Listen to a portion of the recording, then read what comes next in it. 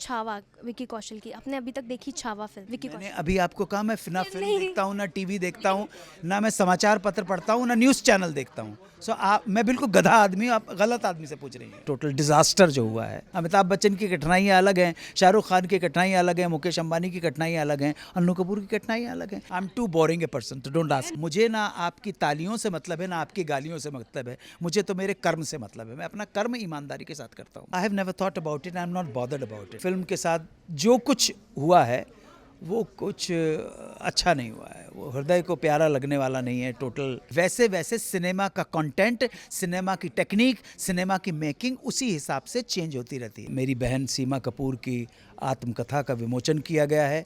Media का बहुत आभारी हूँ। नमस्कार, मैं हूँ आपके साथ प्रिया और आप मुझे देख रहे हैं बज़ुका पर। और आज हमारे साथ अनु कपूर साहब हैं। सर, सबसे पहले तो बड़ी खुशी का दिन है आपके लिए।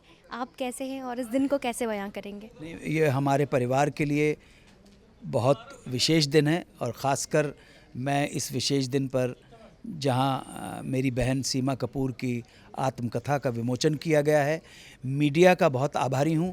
और यहां पर भी जितने भी गणमान्य अतिथि आए हैं, आदरणीय श्री अनुपम खेर जी, आदरणीय श्री परेश रावल जी, सुश्री जसपिंदर नरूला, सुश्री दिव्या दत्ता, हमारा पूरा परिवार, हमारे doctors, doctor Vora, doctor Ratnaparkhi, इतने बड़े बड़े लोग आए हुए हैं। श्री नितिन प्रधान जो हमारे देश के बहुत बड़े लॉयर हैं वो आए हुए हैं।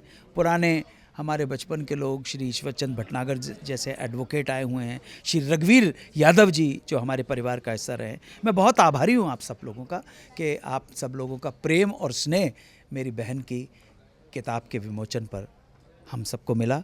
और हम प्रार्थना करते हैं कि आपका आशीर्वाद सदैव हमारे ऊपर बरसता रहे। सर, यूं गुजरी अब तलक, आपकी ज़िंदगी में अब तक क्या क्या गुजरा है? किन किन कठिनाइयों का सामना आपको आज तक इस फिल्म इंडस्ट्री में करना पड़ा?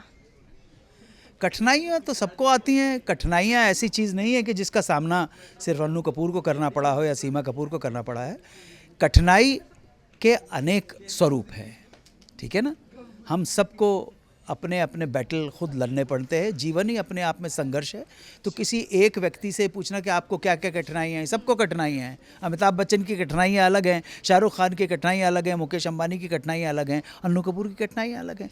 ये समय नहीं है अपनी कठिनाइयों को बयान करने का या उनको ग्लोरीफाई करने का। सर, हाल फिलहाल में एक फ़िल्म आई थी हमारे 12, काफ़ी अच्छा प्रदर्शन उस फिल्म ने किया। सर, अब तक इस इंडस्ट्री में टिके रहने का क्या मेन कारण है? नहीं, हमारे 12 का तो पूरा इतनी कंट्रोवर्सी और इतना कोर्ट केसेस की वजह से वो फिल्म, मैं तो फिल्म देखता नहीं हूँ, ना अपनी ना पराई, परंतु उसमें कुछ गड़बड़ हो गया। और उस गड़बड़ में दोष किसका था, प्रोड्यूसर्स का था, बनाने वालों का था, किसका था ये मुझे मालूम नहीं है। परंतु वो फिल्म के साथ जो कुछ हुआ है वो कुछ अच्छा नहीं हुआ है। वो हृदय को प्यारा लगने वाला नहीं है। टोटल, जिसे आप कहते हैं कि टोटल डिज़ास्टर जो हुआ है, तो उसका बहुत अफसोस है। सर, सिनेमा को ना समाज का दर्पण कहा जाता है और आप अपनी हर एक फिल्म में मतलब एक बेबाकी से अपनी बातों को रखते हैं। सर, आपको क्या लगता है कि अब सिनेमा कितना चेंज हो गया है? क्या पिछले कुछ, अगर मैं 20 साल बाद का सिनेमा उठाकर देखूं और अब का सिनेमा उठाकर देखूं, तो क्या वो कहीं ना कहीं आपको लगा प्रेजेंटेशन में अब उतना खास नहीं रहा है सिनेमा आजकल का? नहीं नहीं, ऐसा बात नहीं है। सिनेमा समाज के साथ साथ चेंज होता चला जाता है। आज से 25 साल पहले का जो समाज था उसका ही प्रतिबिंब, उसका ही रूप किसी न किसी रूप में ललित कलाओं में, परफॉर्मिंग आर्ट्स में झलकने लगता है। तो ऐसा नहीं है कि सिनेमा का जो आर्किमिडीज़ का कोई प्रिंसिपल सडनली लेके आ जाता है। और आर्किमिडीज़ का जो भी हाइपोथेसिस है वो भी प्रेजेंट के कंपैरिजन, प्रेजेंट के रिलेटिविटी के साथ होती है। तो ऐसा कुछ भी नहीं होता। जो फैंटेसी भी है वो आज के प्रेजेंट की रियलिटी के हिसाब से फैंटेसी होती है। सो कुछ नहीं, ऐसा कुछ भी नहीं है। बहुत अच्छा हमारे कंट्री में फिल्म मेकिंग से, फिल्म वालों से जुड़ी हुई जो चीज़ें हैं वो बहुत तरक्की करती रहेंगी, क्योंकि हमारी जनता बहुत फिल्मी है, उनको फिल्मी चीज़ें बहुत पसंद है। सर, देखा गया है कि सोशल मीडिया पे या कहीं भी आपको बहुत सारी आलोचनाओं का सामना करना पड़ा है। बहुत अब सोशल मीडिया पे एक ट्रेंड आ गया है, लोग आपकी कमेंट सेक्शन में जाके कुछ ना कुछ लिखते हैं। हमारे 12 के टाइम भी आपके साथ बहुत कुछ हुआ, तो आप कुछ कहना चाहेंगे उन लोगों को जो ये सब करते हैं? नहीं, मैं सोशल मीडिया मैं तो देखता नहीं हूँ और ना ही मैं पढ़ता हूँ।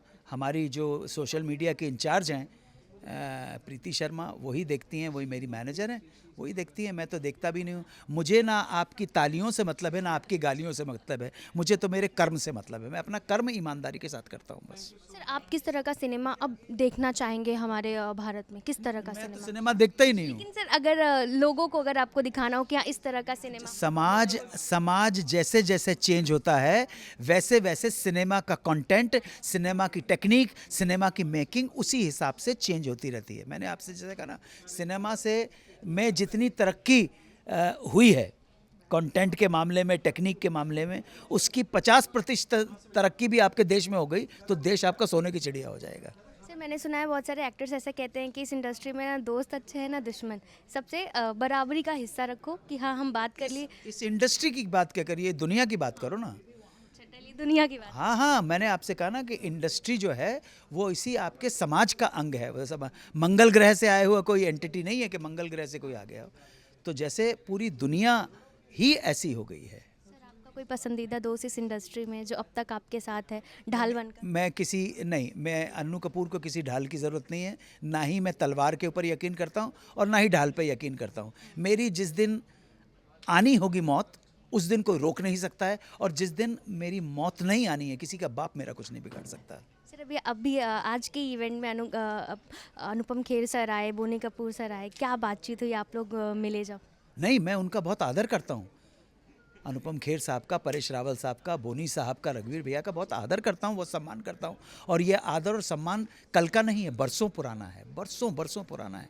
और अभी तक वो सम्मान वहीं पे, प्रेम अभी तक कायम है। उनके हृदय में भी मेरे लिए वही प्रेम और सम्मान होगा, मुझे पूरा विश्वास है। आपको शायरी भी डेडिकेट की, जब आप थोड़ा सा लेट हो गए तो अनुपम सर ने आपको एक शायरी भी डेडिकेट की। मुझे मालूम नहीं वो मुझे क्या डेडिकेट कर गए। मैंने आपसे कहा ना, मुझे ना तो अपने को मिली तालियों से मतलब है, ना अपने को मिली गालियों से मतलब है। सर लास्टली क्या कुछ कहना चाहेंगे जो ये इंटरव्यू देख रहे हैं अपने फैंस को, और क्या कुछ आपका आने वाला दमदार प्रोजेक्ट? मुझे मालूम नहीं मेरा आने वाला दमदार प्रोजेक्ट होगा या नहीं होगा, परंतु मैं सिर्फ इतना कहना चाहता हूँ आपके दर्शकों से कि हमारे देश के ऊपर जो जिस दौर से हम गुज़र रहे हैं, उसमें जब तक हम कलेक्टिव रिस्पॉन्सिबिलिटी नहीं लेंगे, सामूहिक जिम्मेदारी लेना नहीं सीखेंगे, तब तक, और अगर केवल अपने अधिकारों की बात करते रहेंगे और अपनी ड्यूटीज़ के लिए, अपने कर्तव्यों के लिए जागरूक नहीं होंगे, अपने कर्तव्य नहीं करेंगे, तब तक उसको, अगर अधिकारों की बात करेंगे तो बेईमानी होगा। सर मुझे ना एक फिल्म याद आ गई आपको देखते हुए, छावा, विकी कौशल की। आपने अभी तक देखी छावा फिल्म, विकी मैंने कौशल? अभी आपको कहा, मैं ना फिल्म नहीं। देखता हूँ, ना टीवी देखता हूँ, ना मैं समाचार पत्र पढ़ता हूँ, ना न्यूज़ चैनल देखता हूँ। मैं बिल्कुल गधा आदमी हूँ, आप गलत आदमी से पूछ रही हैं। कोई बात नहीं सर, क्या फैंस के लिए एक गुड विशेस, और आपकी बहन के लिए, मेरी बहन के लिए तो गुड विशेज़ हैं कि आज बहुत इम्पोर्टेंट ये अवसर था जब उसकी पुस्तक आत्मकथा, बायोग्राफी का विमोचन हुआ है। नाम है उसका यूँ गुजरी है अब तलक। मेरी बहन सीमा कपूर, हम सबकी शुभकामनाएं, और मैं बहुत आभारी हूँ मीडिया का और यहाँ पधारे हुए सभी गणमान्य अतिथियों का। कोई ऐसी बायोग्राफी या फिर ऐसी कोई फिल्म आपके ऊपर बनते हुए, या कोई किताब देख सकते हैं? I have never thought about it. I'm not bothered about it. I'm too boring a person, so don't ask me. Not boring, thank you sir.